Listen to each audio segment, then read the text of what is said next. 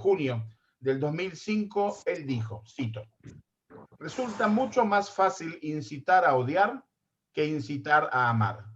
El odio es fácil, el amor es el que exige esfuerzo y sacrificio.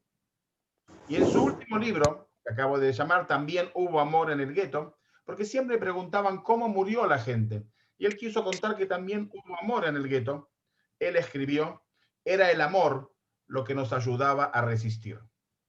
La guerra y la Shoah casi que no tolera sentimientos y temas como el amor.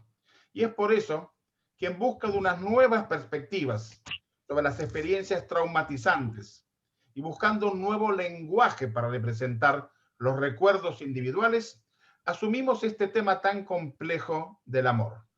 Plina, querías agregar. Sí. ¿Y por qué relatar estas historias de amor? Cuando pensamos en la tragedia que significó la Shoah y cómo transmitirla, existen múltiples caminos, pero todos convergen en el hecho por el cual seres humanos le hicieron esto a otros seres humanos.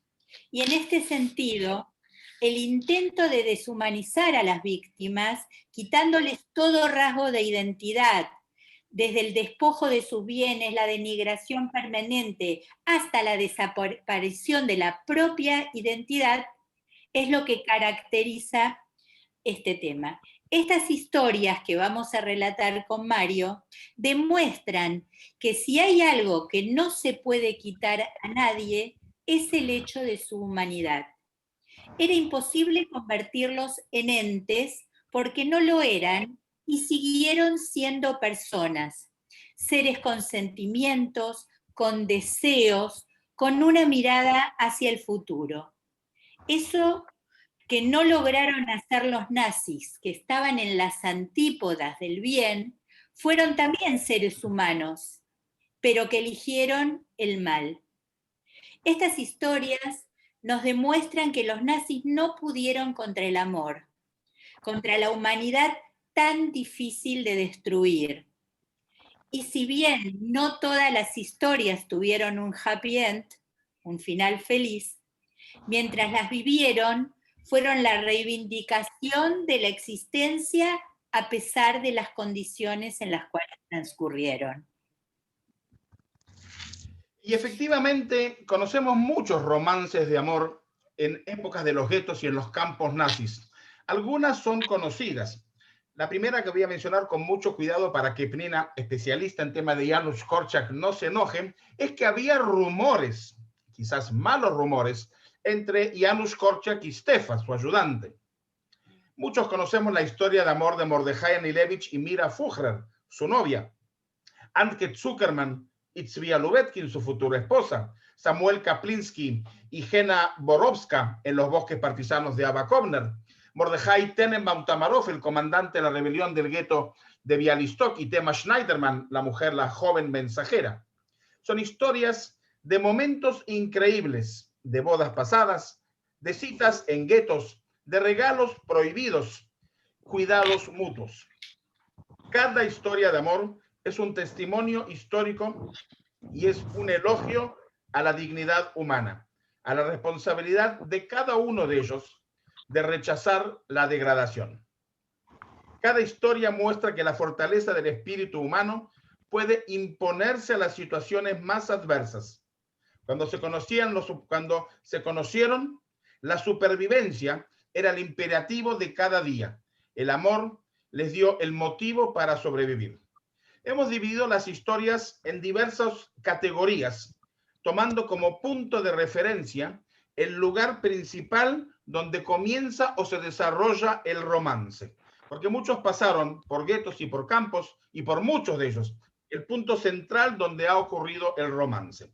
Las categorías que vamos a hablar hoy son romances en los guetos, en los bosques partisanos, en los campos nazis, amor imprudente, hay una historia muy interesante de un amor imprudente, y por último, 3 historias de Auschwitz. Para comenzar entonces, vamos a ver una película muy cortita, se llama El Tenedor, de 4 minutos, pero nos va a poner en el ambiente. Perdón, quiero ver que quiero ver que lo puse con sonido. Ahí va con sonido, perdón.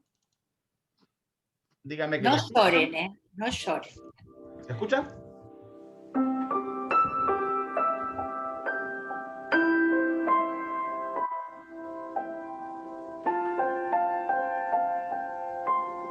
Una historia real.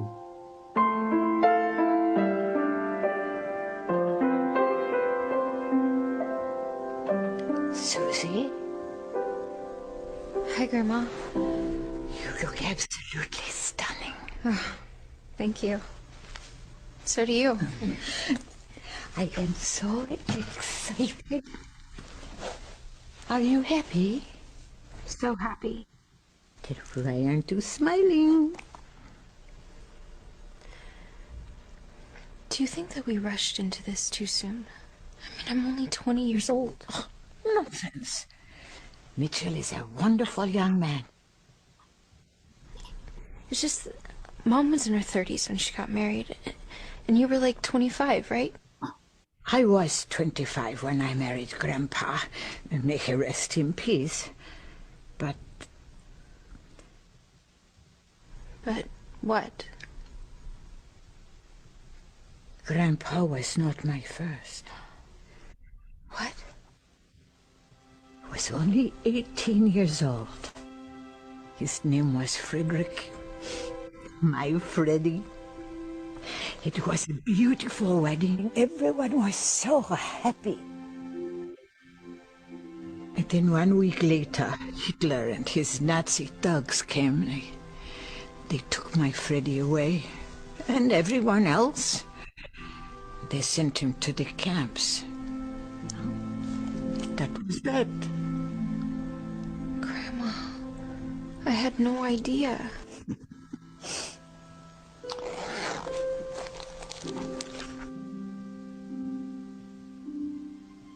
You see this? The night they took my Freddie away, he took this fork off the table. He broke it in two. He said it was for good luck.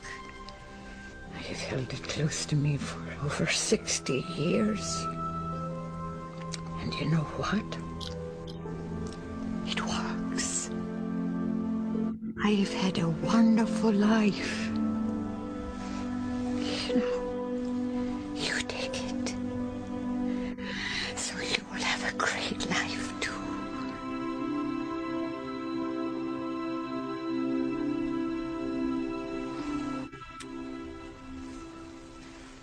Excuse me, ladies, but we need you for a family photo.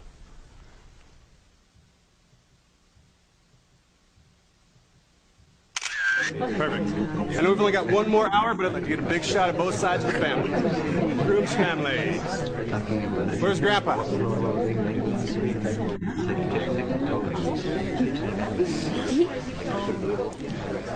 What's that? Oh, it's this good luck charm that my grandma gave me. That's amazing. Look at this. My grandpa gave me this.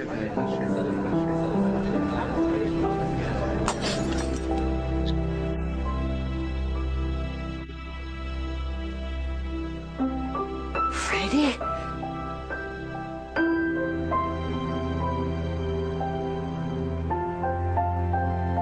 Ruth.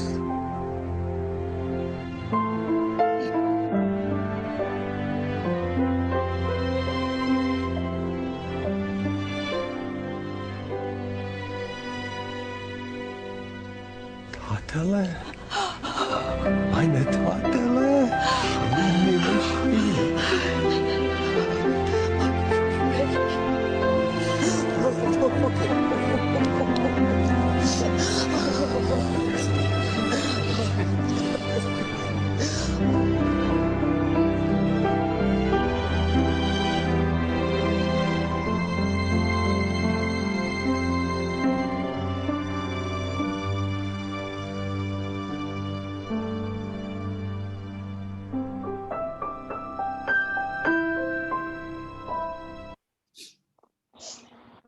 Bueno. Bueno, Así nosotros comenzamos. Vamos a compartir ahora pantalla. Perfecto, también hubo amor en el Holocausto entonces. Perfecto, esto ya lo hablamos. Va a comenzar entonces Pnina con los relatos, con el primer relato relacionado en los guetos. Bueno, esta es la historia de Renia y Ziga, o Zigu, como ella lo llamaba. Una historia de amor realmente triste, trágica, pero que de todas maneras es maravillosa contarla, porque quien relata la historia de amor es Renia en su diario, ¿sí? Renia es una joven que nació el 18 de junio de 1924 en Polonia, es hija de Bernardo y Rosa y tiene una hermanita chiquita, Arianka, que luego se va a llamar, porque sobrevive, Elizabeth Belak. Digo porque ella después va a contar la historia. Renia era una joven alegre, feliz, poetisa, escribe mucho.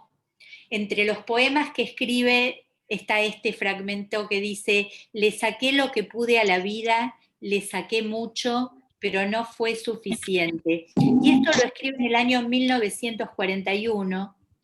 Ella comienza su diario antes incluso de que se inicie la guerra. El 31 de enero de 1939 comienza a escribir el diario. Es un diario que tiene muchísimas páginas, 700 páginas, de acuerdo a lo que en manuscritas, después cuando se edita es menor, pero tenía 700 páginas.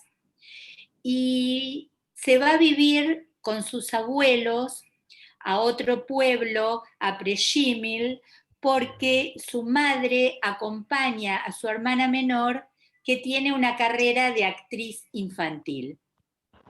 El 21 de septiembre de 1940 escribe Renia en su diario: maravilloso, el mío, el más mío, es Zigu. Yo y él ya nos hemos visto. Hoy ha vuelto de la escuela con nosotros, me ha mirado a la cara, tiene unos ojos muy poderosos y me he puesto roja y no he dicho nada. Y así sucesivamente ella va relatando y escribiendo también un poema por su amor. Dice: estés enamorado o no, las lágrimas serán siempre muchas, amargas, eternas, húmedas. Estés enamorada o no, mirarás a tu alrededor, a veces con anhelo, otras con estupor. Estés enamorada o no, las lágrimas siempre serán muchas. Y en el 8 de diciembre de 1941 escribe: de repente estoy locamente enamorada de él. Piénsalo, todo estaba ya casi latente y hoy ha revivido de golpe. Zigu, o Ziga, ha dicho en secreto que está enamorado de mí, que tengo unos ojos maravillosos, y de hecho los tenía, ¿sí? Unos ojos maravillosos. Ha dicho que sería feliz conmigo. Hoy, después de clase, ha acercado sus labios a los míos. Y al día siguiente cuenta: sí, hoy sabía que solo podía contártelo a ti, al diario. Sí, todo esto es en el diario. Hemos disfrutado de una velada maravillosa. Nos hemos besado nuevamente, nos hemos besado por segunda vez, y fíjense que ella lo dice esto el 21 de junio de 1941, que no es cualquier fecha, porque ella estaba del lado de la Unión Soviética, de acuerdo al tratado Ribbentrop-Molotov, y el 22 de junio los nazis, rompiendo ese tratado, entran y ocupan la Unión Soviética, o sea, los territorios que estaban del lado de la Unión Soviética. Por lo tanto, ella todavía vive ese amor, aunque 3 o 4 días después escribe en su diario: el miedo me ha debilitado, guerra otra vez, guerra entre Rusia y Alemania, días horribles en el sótano, la ciudad ha sido evacuada. Y el 1 de julio dice, seguimos todos vivos, Zigu, mis amigos, mi familia, y así sucesivamente. La última entrada en el diario de Renia, y estoy haciendo un resumen muy, muy pequeño, solo la parte del amor, ella dice, el 24 de mayo de 1942, la última vez que escribe, estoy enamorada de Zigu y sé que mi sueño se hará realidad como todos mis sueños porque es el destino. Y así será. Si persistimos, sobreviviremos y seremos una pareja feliz. La realidad es que cuando entran al gueto, Zigu esconde a Renia y a sus padres, a los padres de Zigu, pero lamentablemente no logran sobrevivir. Y Zigu escribe posteriormente, el 31 de julio de 1942, 3 disparos, 3 vidas perdidas. Sucedió anoche a las 10:30. El destino decidió arrebatarme a mis 3 seres más queridos. Mi vida ha terminado. Lo único que oigo son disparos, disparos, disparos. Mi querida Renuncia, así la llamaba, el último capítulo de tu diario está terminado. Renia Spiegel no sobrevivió, fue escondida, pero lamentablemente los delataron y tanto a los padres de Zigu como a ella los mataron en la puerta del escondite. Y el único que sobrevivió fue Zigu, de esta pareja, más la mamá y la hermana de Renia. A principios de la década del 50, un día, la hermana de Renia, que sobrevivió, como les decía, fue a ver a su madre que vivía en un pequeño departamento. Tocaron el timbre y llegó Zygmunt Schwarzer, Zigu, que los fue a visitar. Este era un joven apuesto, había estudiado medicina y era pediatra. Había hecho todo lo que había esperado, pero tenía algo muy, pero muy importante, y era que Renia le dio su diario y él se lo dio a un amigo que estaba fuera del gueto.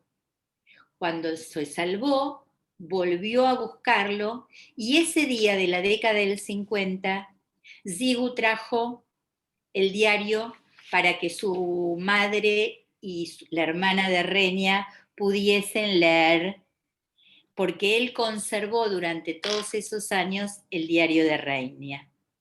Antes de su muerte, Zigu murió el 1 de abril de 1922, él decidió que su vida tenía que ser dedicada a Renia.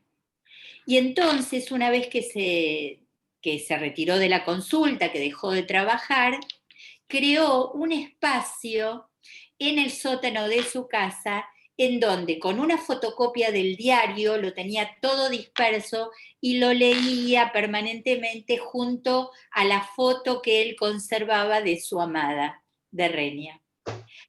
En una oportunidad escribió, y estas fueron unos pocos años antes de su muerte, se acerca otro mes de mayo, el mes del amor.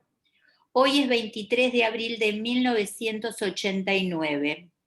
Estoy con la hermana de Renuncia. Este vínculo de sangre es lo único que me queda. Han pasado 47 años desde que la perdí. Cuando pienso en ella, me siento pequeño e insignificante. Le debo mucho. Gracias a Renia me enamoré por primera vez de forma profunda y sincera. Y fui correspondido de forma extraordinaria, increíblemente apasionado, algo de otro mundo. Era un sentimiento delicado y maravilloso. Nuestro amor creció y se desarrolló gracias a ella. No puedo expresar lo mucho que la amaba y eso no cambiará nunca jamás. 3 años después, Zigu falleció. Pero el amor que le tenía a Renia nunca lo olvidó. Muy bien, entonces esta es la primera historia. La segunda ocurre en una Akshara. Akshara son las capacitaciones que hacían los jóvenes de los movimientos sionistas para prepararse para su alía a Israel. Entonces, la segunda también es de Pnina. Pnina, la historia del Akshara de Neuendorf. Sí, esta es la historia, es una historia distinta, la de Paula y Klaus, sí, que tuvo un final feliz.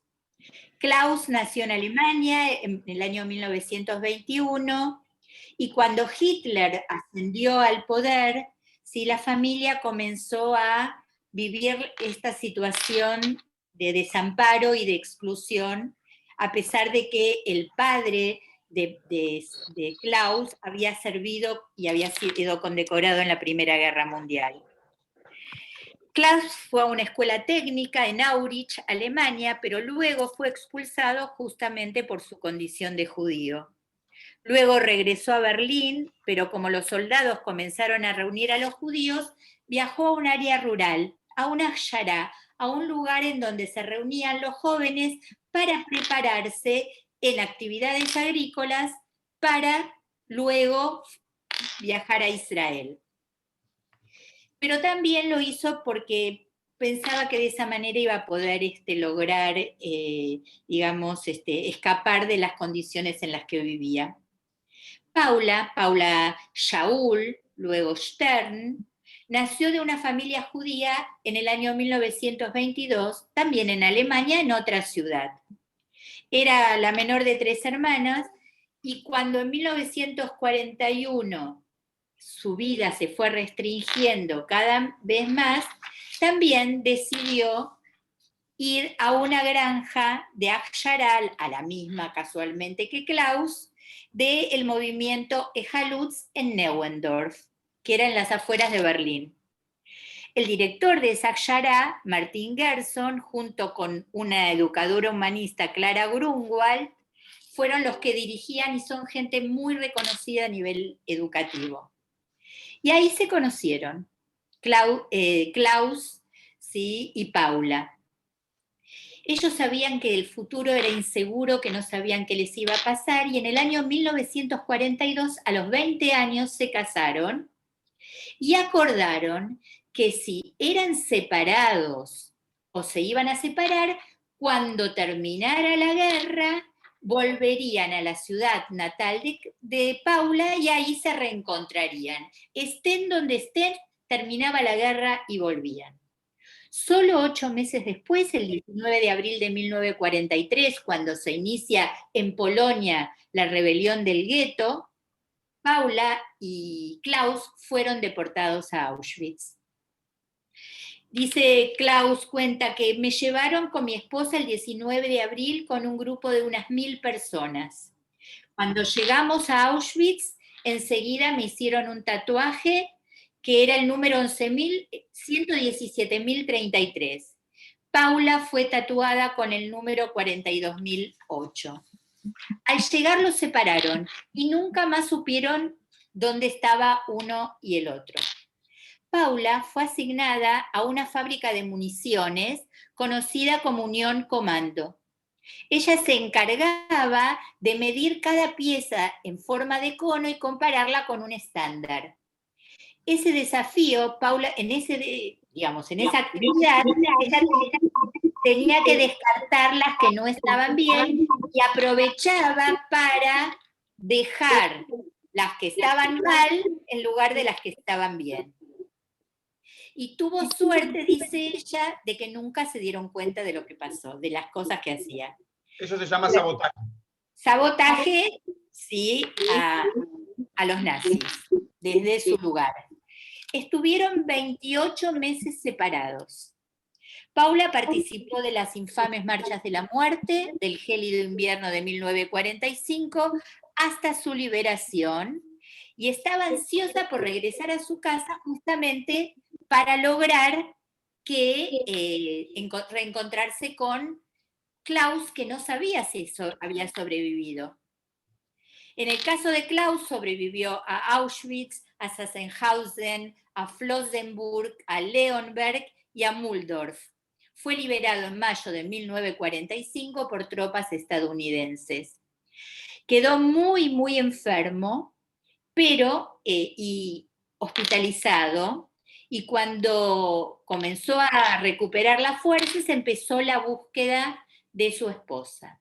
¿Qué es lo que hizo? Empezó a escribir notitas y se las daba a los soldados que recorrían las diferentes ciudades de Alemania. En la notita que decía: Paula, estoy vivo, por favor, espérame, voy a llegar a buscarte. Y entre esas cosas y esos milagros que ocurren, un soldado le acercó a Paula una de esas notitas, con lo cual Paula supo que en algún momento Klaus iba a venir. Por supuesto que se reencontraron, emigraron a los Estados Unidos al año siguiente y se convirtieron en los primeros sobrevivientes de la Shoah en establecerse en Seattle, donde criaron a sus 2 hijos y fueron parte de los fundadores del Centro del Holocausto en 1989. Y aquí les presentamos a Klaus y a Paula. Klaus falleció el 12 de mayo del 2013. Otra historia de amor, con final feliz. Muy bien, muy lindo. Ok, ahora pasamos a un tema quizás más complejo, amores en los campos nazis. Y hay muchas historias. Una muy, muy cortita que quiero mencionar, pero así solamente en una palabra, porque todos conocemos al señor. Es el famoso caso, por supuesto, de Simón Wiesenthal, el famoso cazador de nazis. Lo que no conocemos es su historia de amor. Él deportado a Lvov, deportado al campo de concentración de Janowska, y ahí estaba junto con Zila.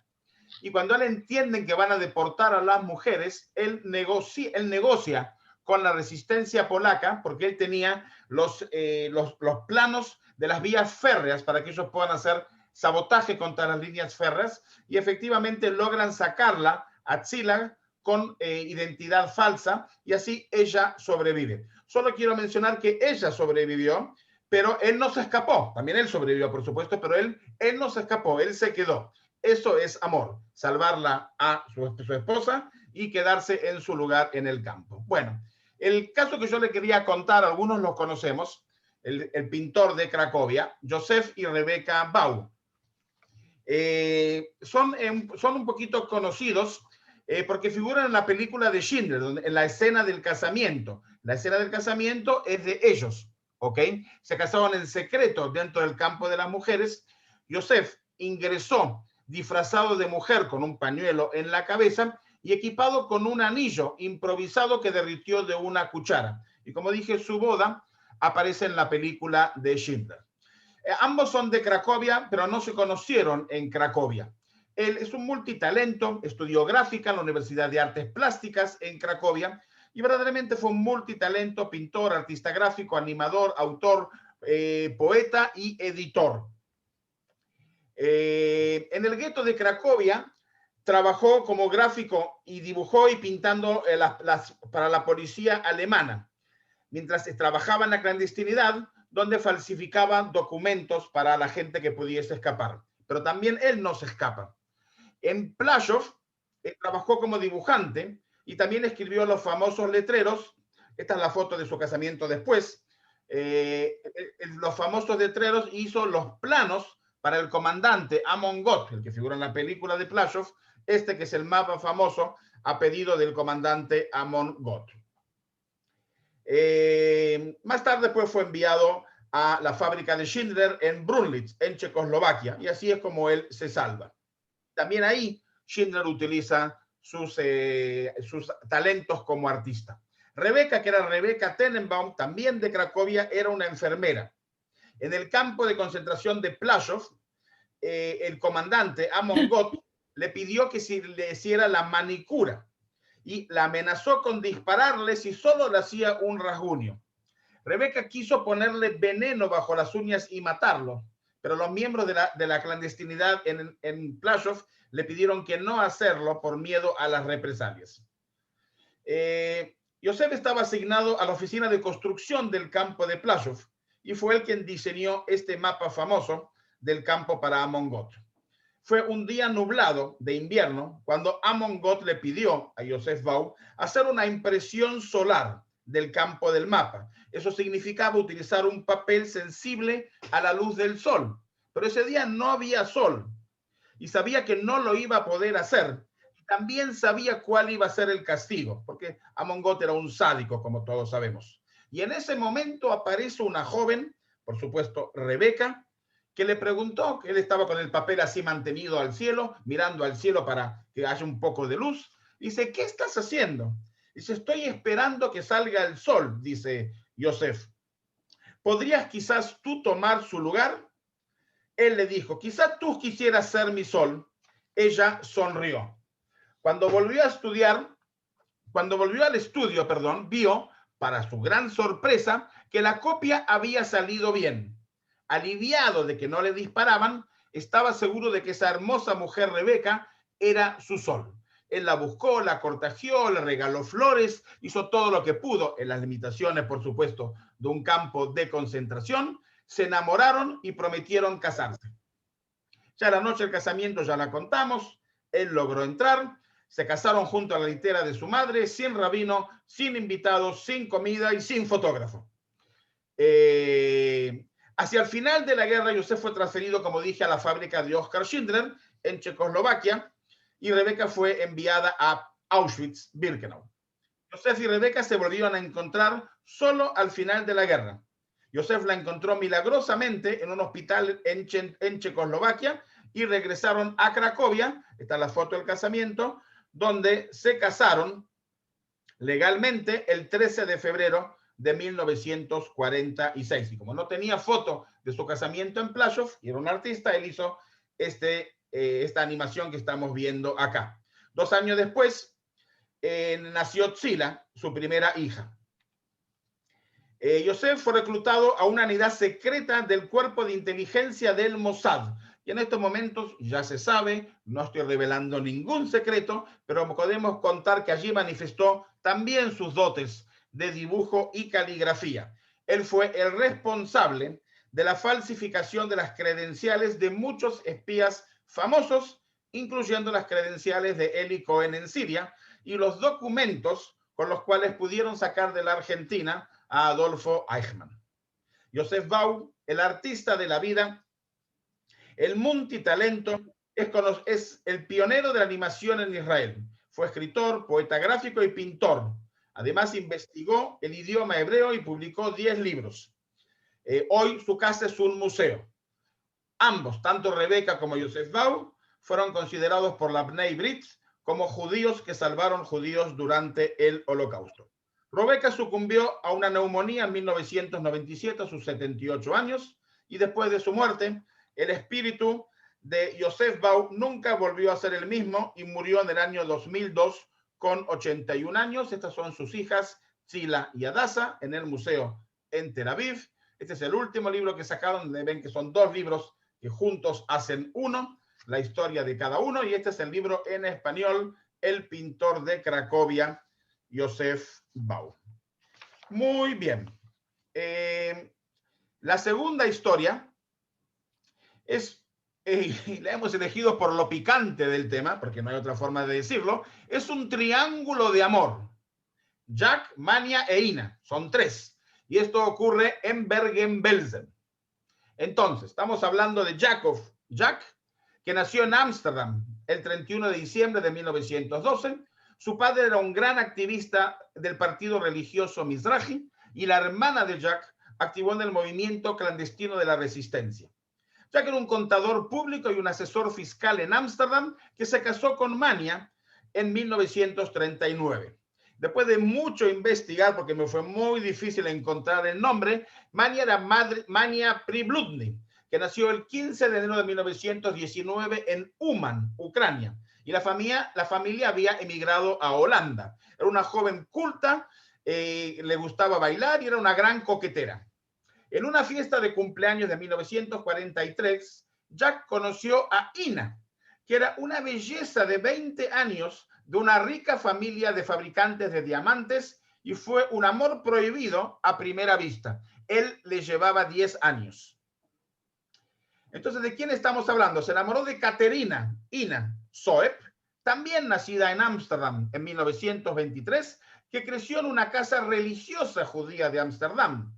El padre de Ina, un exitoso fabricante de diamantes y presidente de la comunidad judía de Ámsterdam, nada más y nada menos. Jack y Mania son deportados al campo de tránsito de Holanda, Westerbork.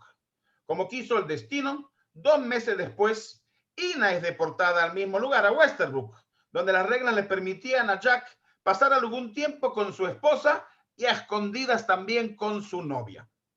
Jack y Manja fueron deportados a Bergen-Belsen en febrero de 1944. Él se despide de su novia Ina con las palabras, tristemente, ¿no? Espero que pronto me sigas. Y 3 meses después le toca el turno a Ina y la suben a un vagón que se dirige a Auschwitz. Y a último momento se cambia el destino y el tren llega a Bergen-Belsen. Jack e Ina logran verse de vez en cuando. A Jack se le asignan trabajos en la cocina del campo, mientras que Ina, que era taquígrafa, trabaja en la oficina en una planta de diamantes creada por los nazis. En cada oportunidad, los dos escriben largas cartas apasionadas, hasta el punto de que el lápiz de Jack pronto se desgasta hasta la médula. Y como Ina trabajaba en la oficina, Jack le ruega en una de sus cartas, y este es el título después del libro y de su película, roba un lápiz para mí.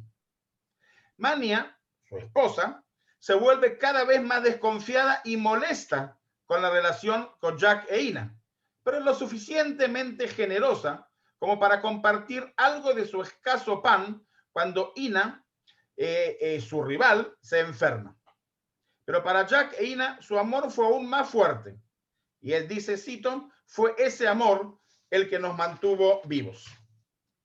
Cuando finalmente el ejército británico se acerca a Bergen-Belsen, a principios de abril de 1945, la suerte de ambos pareció agotarse. Los nazis pusieron a Jack en un tren que iba hacia el este y a Ina en un tren que iba en una dirección opuesta. El tren de Ina fue liberado en una semana después por las tropas estadounidenses, el 23 de abril de 1945. Los soldados rusos liberaron el tren de Jack una semana después en Toblitz, cerca de Leipzig. Y para el verano, esposa y la novia estaban todos de regreso en Ámsterdam. En agosto de 1945, Jack se divorció de Mania y él e Ina se comprometieron 2 meses después y se casaron en enero de 1946. Se mudaron a los Estados Unidos en 1951 y tienen 3 hijos, 5 nietos y 2 bisnietos. La familia mantuvo relaciones amistosas con Mania, quien nunca volvió a casarse y murió hace unos años en Holanda. Jack dirigió el centro de Ana Frank en los Estados Unidos y fue nombrado caballero por sus servicios al gobierno holandés. Finalmente, los Pollack decidieron escribir su experiencia y su libro aparece, como lo estamos viendo, en el año 2000 y después aparece la película. Mania había pedido que la versión holandesa original del libro no se publicase en Holanda durante su vida y Jack e Ina cumplieron con el pedido. Ina falleció pacíficamente el 14 de mayo del 2014. Muy bien. Y ahora pasamos al próximo tema, los bosques partisanos. Pnina nos va a contar la historia. Sí. 2 historias muy, muy amorosas en los bosques partisanos y muy interesantes. La primera es la de Herschel y Edía, que se conocieron Herschel Lipa y Edía Katz.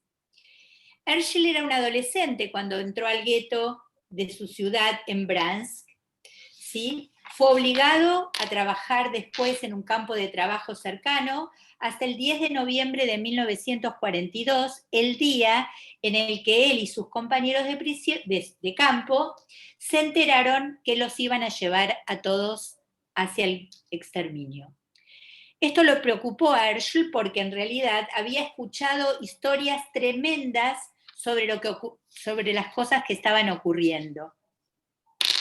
Mientras los alemanes cargaban a los presos, o sea, no a los presos, a las víctimas, a los que estaban en el campo, en unos carros tirados por caballos, Herschel se arranca el distintivo que lo identificaba como judío, agarra las riendas de los caballos y se hace pasar por uno de los conductores. Agarra un látigo y se hace pasar por uno de los conductores. En medio del caos se desliza entre los arbustos y desaparece antes de que los vagones llevaran a todos los trabajadores a la estación del ferrocarril, donde los metieron en los vagones que iban directamente hacia Treblinka. Al día siguiente, todo el gueto de Bransk fue vaciado y enviado también a Treblinka. Y Herschel recuerda que perdió a toda su familia. De esa familia fue el único que se salvó. Por otro lado, Edia Katz era la hija de un prominente rabino de Bialystok, y también se escondería muy pronto en los mismos bosques donde se va a esconder Herschel. Edia es deportada junto con su madre en un tren en el año 1943 hacia Treblinka. Era muy menudita y mientras van en el tren la levantan por el aire y luz del vagón y la tiran hacia afuera. En el momento en que la sacan y ella cae a la vera del tren, los guardias la balean, ¿sí? Bueno, todos ellos obviamente llegaron a Treblinka y fueron asesinados. Una noche de invierno, mientras ¿qué hizo? Ella se arrastró y llegó a un granero donde había otros judíos que se habían cobijado, y vinieron en ese momento unos milicianos polacos, dispararon a todo el grupo y a ella también, por supuesto, y tiraron a todos esos integrantes de ese lugar donde estaban escondidos, los tiraron en una fosa, incluso a ella. La brigada judía, y Herschel estaba entre ellos, se entera de que hay una fosa y van todos juntos a darle una sepultura digna a quienes habían sido asesinados ahí. Eso ocurrió el 2 de febrero y Herschel recuerda que era una noche fría, pero que tenía una luna llena, y cuando ellos se acercan a la fosa, él ve que hay una pierna que se mueve. Entonces se acerca, corre la nieve y saca y ve que hay una niña que está viva. Era una jovencita que obviamente era Edia. La lleva, tenía la pierna totalmente destrozada y engangrenada. Llegan hasta la casa de una señora polaca que él le promete que le va a traer carne si cura a Edia. Y así lo hace. Esta mujer la cura, tenía algunas ideas de curaciones, la cura, y entonces ella recupera un poco su pierna, muy poco, pero Herschel la protege, la cuida, y finalmente, cuando Edia toma conciencia de verlo, ella dice, es un alemán, era rubio, tenía ojos celestes, y dice, es un alemán. Entonces él la tranquiliza y le dice en yiddish, no, yo soy un Id, y yo te voy a cuidar. De más está decirles que se enamoraron locamente, se mantuvieron juntos, comían raíces y estuvieron en el bosque. Y solo cuando los rusos liberaron Polonia, ¿sí?, y se estableció un gobierno de facto, los dos emergieron del bosque en busca de una licencia de matrimonio. Pero el trauma no había terminado. Esta historia continuaba porque estábamos yendo, cuenta Herschel, de un lugar al otro, y lo agarran a Herschel y lo meten en el ejército ruso. Y él tiene que enfrentarse y luchar en el ejército ruso. Y entonces, y en ese momento, Edia estaba embarazada de 3 meses. Entonces, Herschel hace todo lo posible para que Edia vuelva con él, y ella viaja con él hacia el frente con un bebé de 3 meses. Cuando llega el comandante le dice, pero vos estás loco, ¿cómo me traes a esta mujer con vos al frente? Entonces él dice, bueno, la voy a llevar hasta la estación de tren y la voy a dejar para que se vuelva.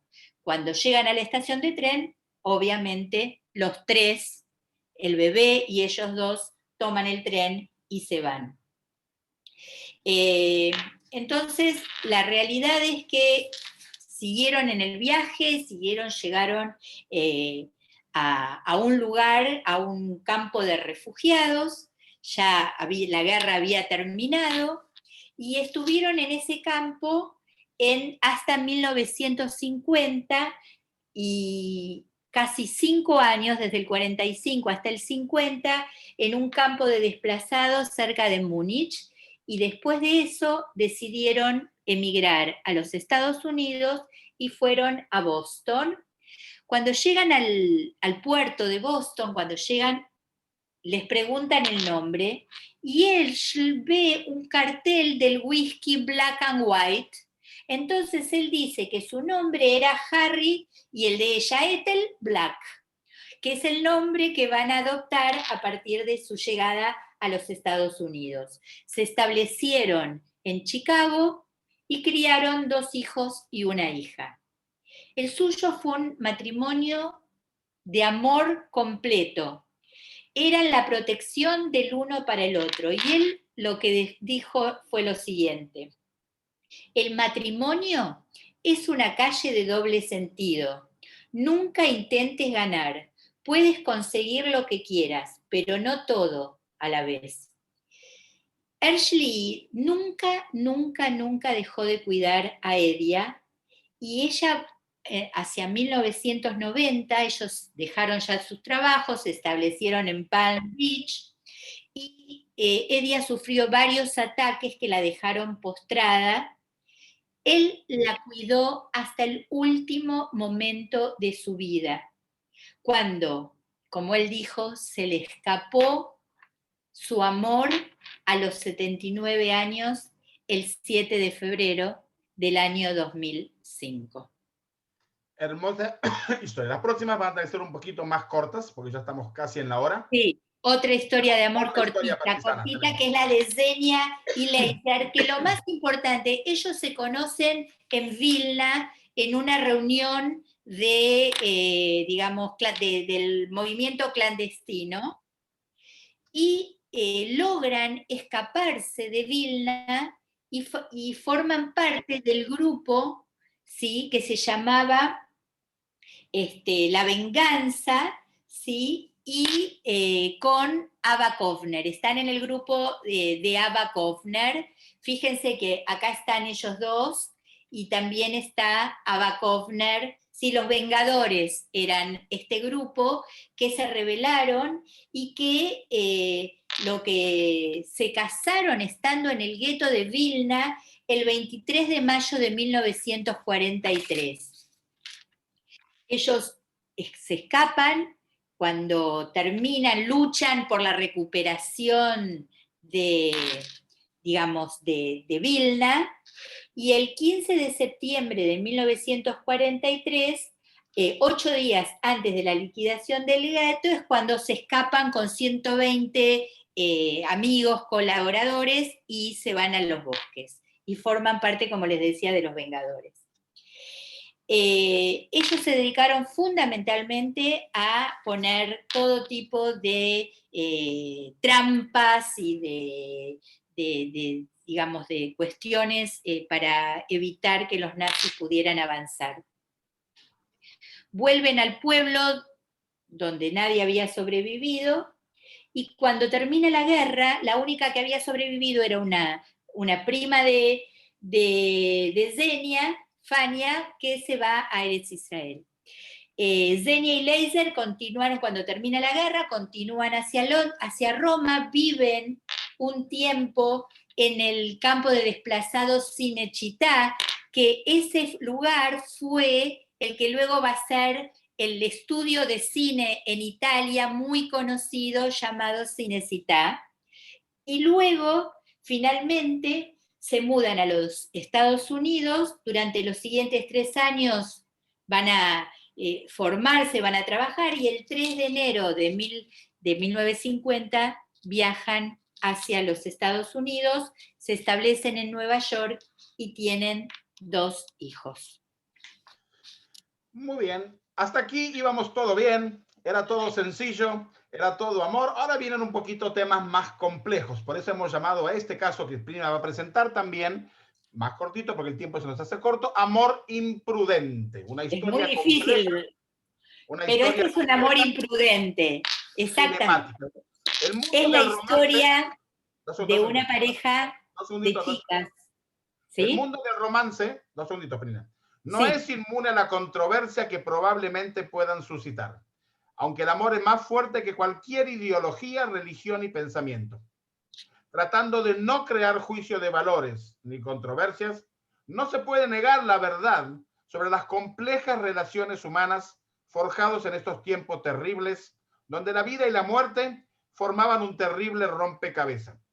El tema que fue tabú durante generaciones, ya que las barbaridades de esta época fueron tan inmensas y atroces como para agregar otro componente no representativo. Sin embargo, nos pareció importante, tanto a Prina como a mí, poner al relieve las evidencias que han sido ignoradas, minimizadas e incluso silenciados por años. Un amor imprudente, Prina. Sí, es la historia de Feliz y Lili, Feliz Scharenheim y Elisabeth Kapler-Gust. El amor entre ellas dos. Ella, Feliz, era una chica judía y Lili era una chica alemana. Es más, no solamente, y que simpatizaba con el nacionalsocialismo. Feliz nació en Berlín el 9 de marzo de 1922 y pierde a sus padres muy rápidamente, son muy jóvenes, tiene una hermana y que se va a vivir muy rápidamente a Eretz Israel. Feliz fue reclutada como mano de obra forzada en una fábrica de tapas de botella. El 6 de agosto de 1942, su abuela y su abuelo son deportados a Theresienstadt y ella también había recibido la orden de ser deportada a Theresienstadt, pero se escapa. Logra sobrevivir trabajando para un periódico nacional socialista, ocultando su condición de judía bajo un nombre falso, Feliz Schroeder. Allí tenía acceso a información secreta y al mismo tiempo podía ocultarse a plena vista ayudando a otros judíos a salir del país. En las noches colaboraba con el movimiento de resistencia, pasándoles información y adquiriendo armas en el mercado negro. También, al obtener permiso para llevar a niños alemanes en salidas domésticas, sacó a varios niños judíos del país de contrabando. Ella vivía su lesbianismo de manera pública y notoria en un momento en que la represión del régimen parecía más abocada a perseguir a los homosexuales varones. Feliz conoce a Lili Gust, que era el nombre de soltera de Elisabeth Kapler, en noviembre de 1942 se hacen amigas íntimas y se enamoran. Feliz llamaba a Lili Aimé y Lili a Feliz la llamaba Shawar.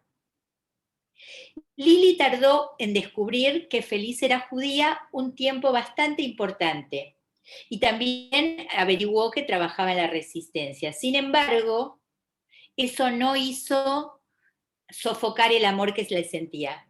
Ambas mantuvieron su relación a pesar de todo, a pesar de que una era alemana y la otra era judía. En abril de 1943, Feliz se mudó con Lili a su casa en Berlín. Ambas vivieron una breve pero intensa historia de amor en medio del peligro. En el mes de junio de 1943, las dos mujeres redactaron un contrato matrimonial informal. Aparentemente, Feliz renuncia a una última fórmula de escape a Suiza para seguir viviendo su amor junto a su amada Lili.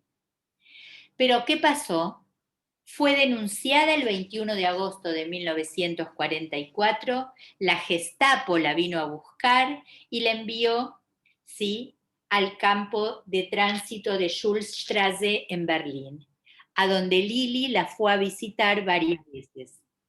El 8 de septiembre de 1944 fue deportada en el transporte de Berlín número 116 al campo de Terezín y posteriormente a Auschwitz, y finalmente fue trasladada a Gross-Rosen.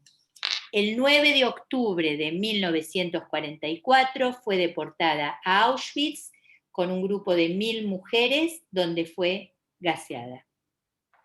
Feliz murió a los 22 años de agotamiento y frío, porque en realidad ya estaba sumamente débil antes de fallecer.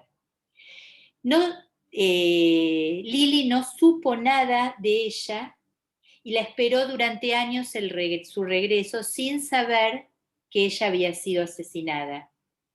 En el certificado de defunción del 31 de diciembre de 1944 figura como muerta por enfermedad. Por su parte, Lili vivió el resto de su vida en Berlín añorando a su amante muerta, y a los 80 años da a conocer su historia y fallece en abril del 2006 a los 92 años. El diario de vida de Lili se conserva en el Museo Judío de Berlín junto con otros documentos que dan cuenta del quehacer de la resistencia, ¿sí? Que realizó Feliz. Uno de los hijos de Lili, porque ella estaba casada con un soldado de la Wehrmacht y tenía 4 hijos y había recibido la medalla de madre alemana, si uno de los hijos de Lili, Everard, se convirtió al judaísmo y reside en Israel. Cosas de la vida.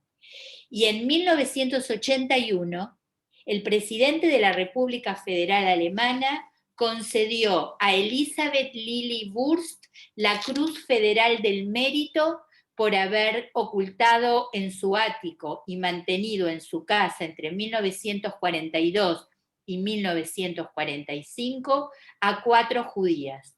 3 de ellas sobrevivieron. La cuarta, Feliz, no lo hizo. Qué historia, ¿eh? Digan que no es un wow esta historia. Ok, gente, como nos quedan más o menos 5 minutos y 4 historias por contar, vamos a hacerlo verdaderamente telegráfico, ¿ok? 3 historias de amor anormal en tiempos y lugares anormales, 3 historias de Auschwitz. Aunque por supuesto los campos de exterminio alemán eran un verdadero infierno en la tierra, incluso los alemanes no lograron matar los reflejos humanos de los prisioneros, perseguidos e incluso también de sus propios guardianes. El amor es más fuerte que cualquier ideología, religión y pensamiento, ya lo mencioné. Aunque fuera tan mortífero, Auschwitz no lograba aniquilar por completo el amor y la generosidad. Tratando de traspasar las barreras de los tabúes y los prejuicios, consideramos importante y significativo evocar estas historias humanas injustamente olvidadas. Son 3 historias de mujeres que lucharon por la sobrevivencia. 3 historias de grandeza y heroísmo a la sombra de la debilidad humana. Son historias verdaderamente inéditas. El primer caso trata del romance de Lale y Gita, Lale Sokov y Gita Furmanova. Perdón, eso va a ser, si ese es el primer caso. El segundo caso, que lo va a contar, lo vamos a mencionar. El segundo caso trata de una mujer judía con un prisionero polaco, Mela y Edward Zimmerbaum. Y el tercer caso, que es el más complejo de todos, trata de una prisionera judía y un guardián alemán, Franz Lenova y Franz Wutsch. De las mujeres judías sobrevivieron Gita y Elena, no así Mala. Ok, entonces vamos con el primero de los casos. Vamos a presentar primero a Mala, ¿ok? Mala Zimmerman era una joven de origen polaco, pero que ya vivía en Bélgica durante muchos años. Hablaba muchos idiomas, por eso cuando llega a Auschwitz-Birkenau se convierte en traductora y trabaja en las oficinas. Conoce a Edward, que era un plomero, y como tanto, ambos tenían cierta libertad de moverse en el campo de Auschwitz. Finalmente, dicho de paso, todos los marchistas que estuvieron con nosotros deben recordar la historia, porque fue un escape famoso, tremendamente conocido, y aquí tenemos la orden cuando ellos se lograron escapar. Ahora, ¿cómo hicieron para escaparse? Él consiguió vestimentas de oficial alemán, y también para él y para ella, y salieron de la puerta como una pareja de enamorados. Aquí podemos ver el telegrama cuando anuncian su escape. Desgraciadamente, 2 semanas después son atrapados. Aquí estamos viendo cuando ella está atrapada, Zimmerbaum, Malka, nosotros llamamos Mala, y Edward Galinsky son regresados. Este es Edward, quien nos ayudó a conseguir la ropa. El mismo museo de Auschwitz saca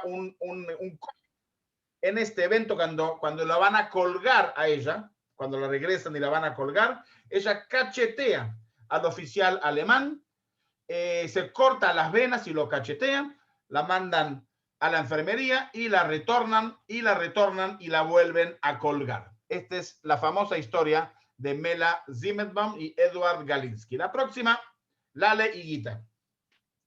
Lale y Gita es muy conocida, seguramente para quienes, digo que es muy conocida porque es la historia que se relata en el libro El tatuador de Auschwitz.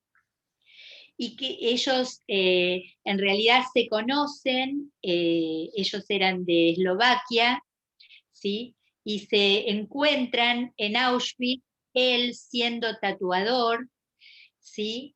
Dado que el que era una persona que fue muy reconocida en el campo cuando es trasladado a Auschwitz, el tatuador anterior, el tatuador francés, le enseña cómo tiene que hacer los tatuajes. Y es entonces cuando él desaparece, el tatuador francés desaparece, entonces es el Lale o Ludwig, ¿sí? Ludwig Sokolov, quien continúa con la tarea, y él es el que tiene que, digamos, tatuarla, y se enamora perdidamente de Gita, Gita Furmanova.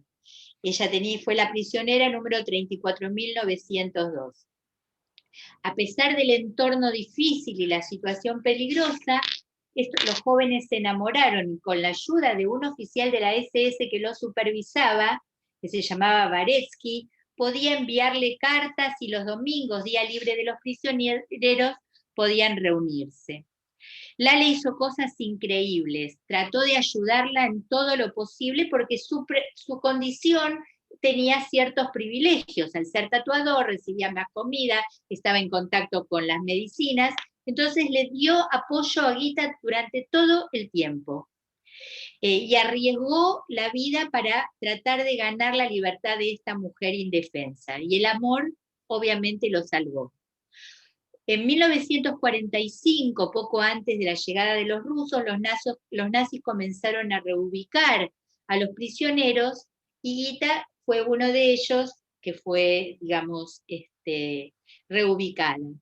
La guerra terminó, Lale volvió a su ciudad natal en Eslovaquia, pagando con joyas robadas a los nazis, se reunió con su hermana, que era la única que había sobrevivido, y empezó a buscar sí o sí a Gita.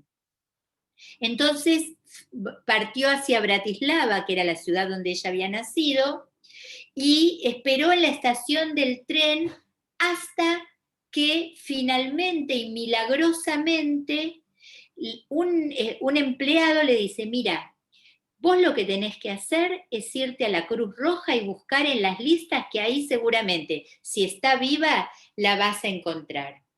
Y así fue como se encontraron.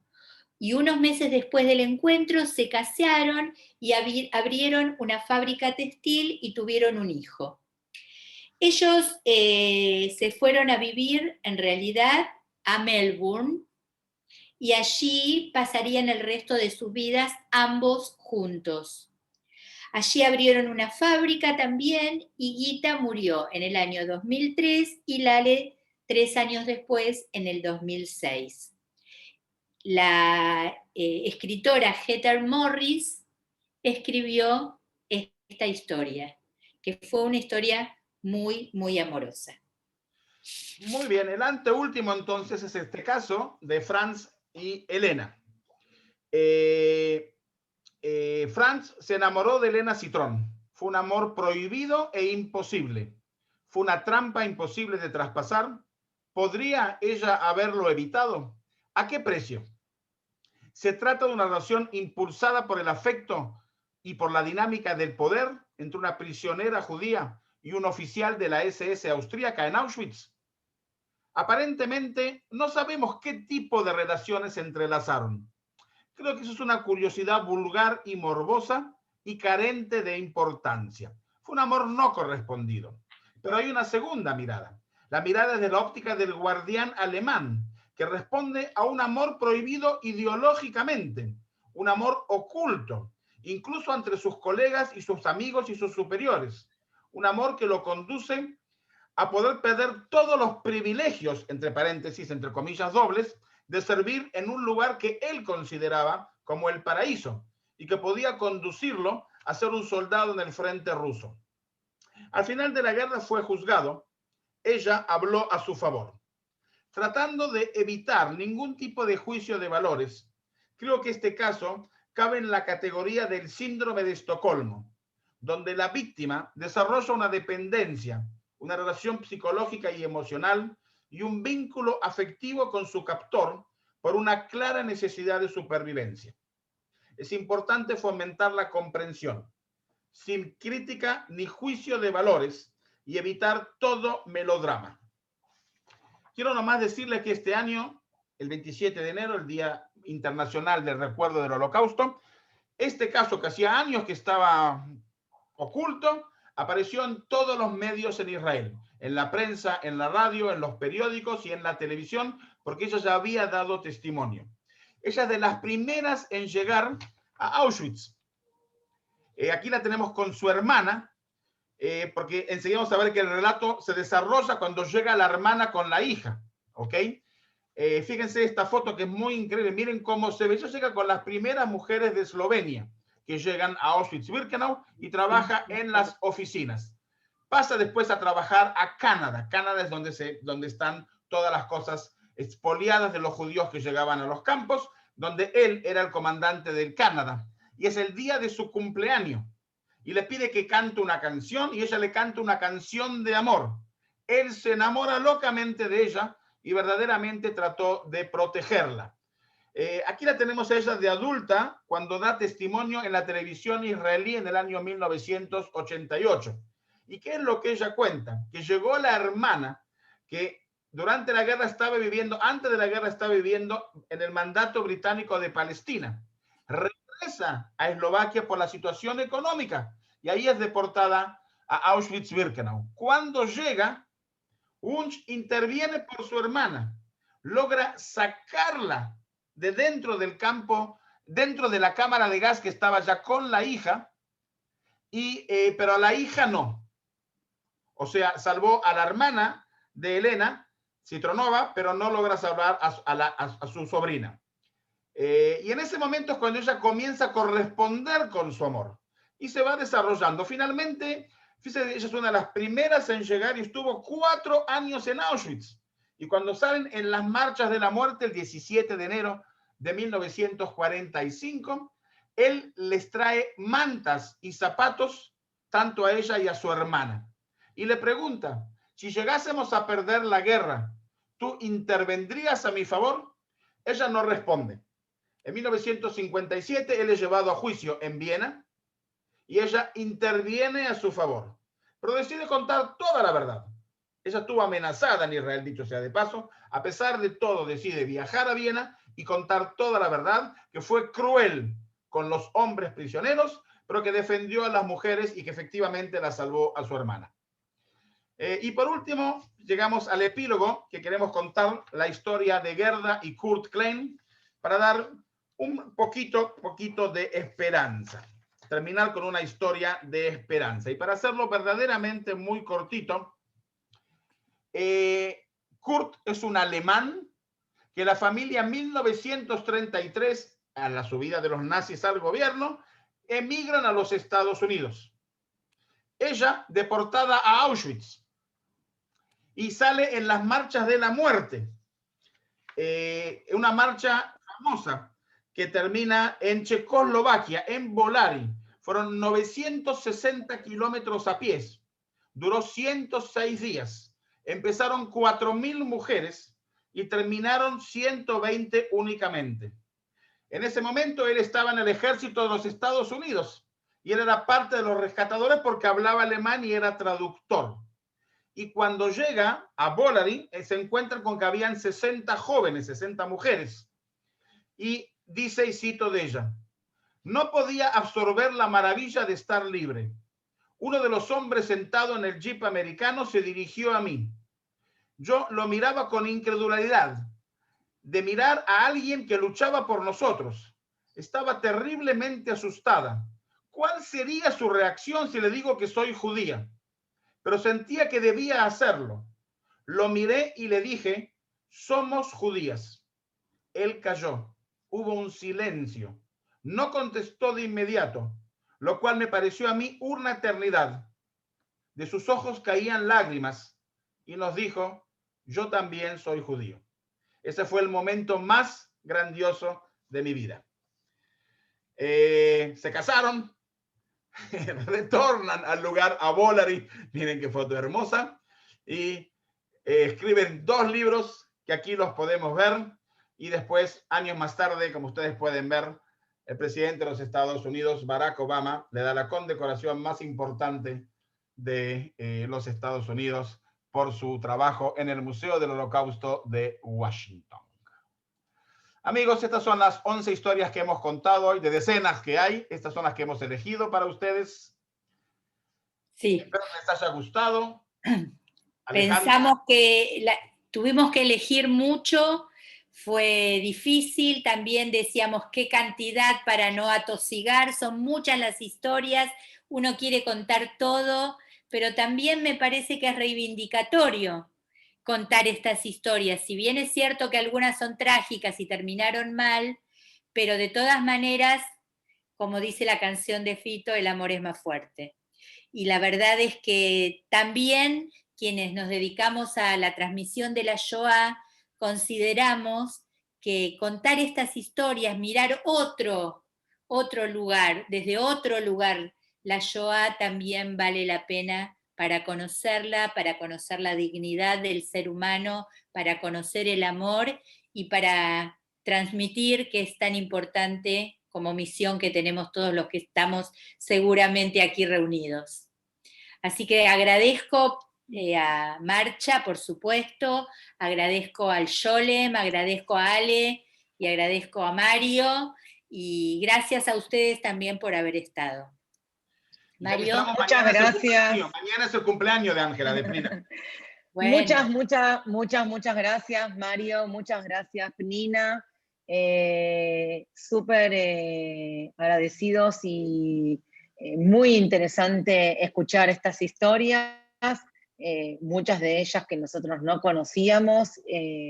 La verdad que el material es sumamente interesante, acompañado por los relatos, acompañado por las hermosas fotografías que ustedes compartieron con nosotros. A todos los que quieran hacer alguna pregunta, pueden escribirla en el chat, que las voy a ir leyendo, ya que somos muchos presentes hoy acá en este encuentro. Agradecer a Yolem la posibilidad de compartir también el Zoom y sumarse a la propuesta. A todos también comentarles que pueden seguirnos en las redes a través de Instagram, marchaporlavida.ar, y el Facebook de Marcha por la Vida Argentina, para poder conocer las próximas propuestas y actividades que brindaremos en este nuevo año. Acá están preguntando, bueno, quieren recibir información. Nora pregunta acerca de información de Marcha, podemos escribir por privado, todavía no tenemos exactitud en la fecha que viajaremos nuevamente cuando podamos vencer a esta pandemia todos juntos, pero sí seguimos, mientras tanto, estudiando, capacitando y escuchando a nuestros guías, que siempre tienen propuestas distintas y novedosas para enriquecernos. Ahí Dora nos dejó el mail. Alicia también escribe sobre hermoso relato, siempre en contacto, Marcha no se olvida jamás. Mario, Ale, siempre nuestros recuerdos. Muchos están agradeciendo sobre las maravillosas historias que pudieron compartir con nosotros. Algunos que se sumaron un poquito más tarde, por el tema del link, pedimos disculpas, tuvimos inconvenientes técnicos un poco con el tema que cambió el link y no pudimos actualizarlo con un poquito más de anticipación, pero pudimos sumarnos igual. Gracias por las enseñanzas. Preguntan si está el link de la grabación para la gente que no pudo, digamos, acceder. Si va a haber un... Sí, hemos grabado, vamos a ver de qué manera podemos informar cómo acceder al link, pero hoy hemos grabado toda la charla. Buenísimo. Y también tenemos el material que Mario compartió con nosotros, así que hay parte de todo lo que se expuso y lo que se relató que se pueda compartir. Lo vamos a publicar en las redes para que la gente que entró más tarde o que quiera volver a releer alguna de las historias pueda hacerlo también. Nos escriben, bueno, desde Uruguay, agradeciendo. Acá también mandan los links. Antes de irnos, que siempre nos olvidamos, vamos a pedir a todos los que tienen cámara apagada que puedan prender las cámaras. Vamos a sacar fotos, que sonrían. Que se pongan lindos. Que se pongan lindos, pero que sonrían y que prendan las cámaras. Vamos a ir sacando las fotos antes que la gente vaya bajando, que hay muchos que están yendo. Así que esperen que quédense quietos. 1, 2. 1, 2. Sí. Perfecto, gracias. Ahí está, que siempre nos olvidamos. Bueno, parece que no tenemos más preguntas antes que saludos desde diferentes lugares de Argentina, no solamente de Buenos Aires, sino de varias provincias que se sumaron a este Zoom, desde Uruguay también. Había gente de Costa Rica, que sabíamos también que se iba a sumar. Sí, hay alguien que está desde, ¿cómo se llama? De El Salvador, la vía a Silvia Lerner, desde Washington, a Reina Lerner también, así que internacionales. También desde Israel, aparte de Mario, sí. También desde Israel, también hay gente. Preguntan, ¿cuáles fueron las fuentes de esta presentación? Bueno, son historias que están publicadas, algunas son libros, como vieron, muchos escribieron sus libros. Hay que ponerse a buscar información en el internet y leer, y uno te cuenta de uno y uno te cuenta de otro, y así se van juntando las historias. Lo único es que cada una hay que revisar de que sean historias ciertas y no inventadas, porque también corren algunas falsas que son novelas, y nosotros vamos solamente con casos que podemos corroborar de que sean casos estrictamente verídicos, por lo menos desde la vista de los que lo cuentan, que es una historia verdadera.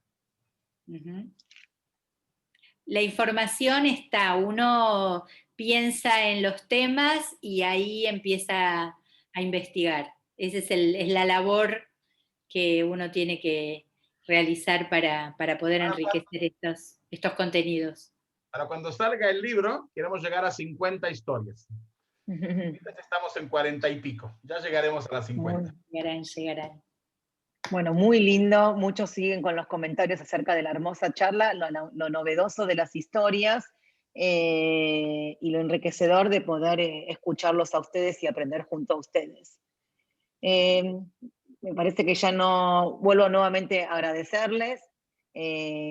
Avísennos cuando va a salir el libro, así escuchamos las historias que nos faltan, que son un montón más. Vamos a seguir realizando diferentes propuestas y actividades. Síganos en las redes para poder tener esa información y también informar sobre los materiales que hoy se trabajaron para poder compartirlos con todos los que estuvieron acá presentes y los que no se pudieron conectar. Muchísimas gracias a todos, nuevamente gracias Mario, gracias Nina Mario, que fue tan tarde. Aplausos para ustedes. Y gracias a todos los que se sumaron a esta hermosa propuesta. Marcelo, Dejo escrito... necesito que escribirte una cosa mañana. Bueno, acá cuando Viviana que pregunta acerca de las redes que estamos trabajando es en Marcha. marchaporlavida.ar es el Instagram, y Facebook Marcha por la Vida Argentina, donde salieron, más allá de muchísimos de los grupos que nosotros estuvimos trabajando, que estuvieron participando en Marcha, y también dimos vuelta con los flyers. Así que bueno, síganos en las redes para poder conocer acerca de las propuestas futuras que vamos a realizar. Lindo verlos a todos, lindos encontrarlos, ver tantas caras conocidas, y bueno, ojalá que pronto lo podamos hacer también en forma presencial y no a través de estas cámaras. Pero bueno, igual Mario está más lejos, o sea que por lo menos tenemos el placer de poder escucharte y aprender también. Buenas noches a todos. Chao. Chao Gracias a todos y gracias por participar, por escucharnos. Muchas gracias.